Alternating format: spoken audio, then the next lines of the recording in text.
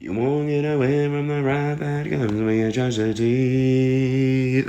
Oh shit, you're here. Well, shall we? Indeed we shall. Dionysius, aka Bacchus. Part 2. Again, Dionysius was a nature god. God of the harvest, god of ecstasy, god of wine, god of frenzy, divine frenzy, god of mysticism, and also god of the foreigners.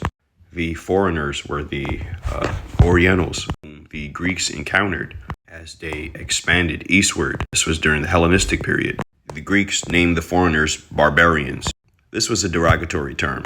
The reason that they called them barbarians is because when they spoke their language, to the Greeks, it sounded like they were saying bar, bar, bar, bar, bar, thus the term barbarian.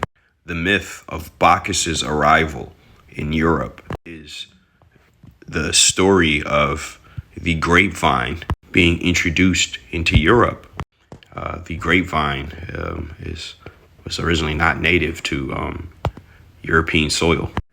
So again, this myth is centered around the arrival of the grapevine in Europe. Bacchus is pretty much the god of turning the fuck up. His myth is very interesting. He is the son of Zeus and son of Semele, or Semele. I like Semele. Semele is the daughter of Cadmus, who is the ruler of Thebes. And if you're familiar with Greek mythos, then you already know how Zeus gets down. He's not the faithful type. And again, if you're familiar with Greek mythos, then you know Hera don't play that shit.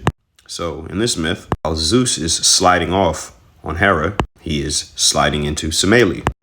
Hera catches wind of this and decides to disguise herself as Semele's best friend or as her nurse, and then persuading Semele to ask Zeus that if he really does love her, then he should appear before her in his true form, in the same form in which he appears before Hera.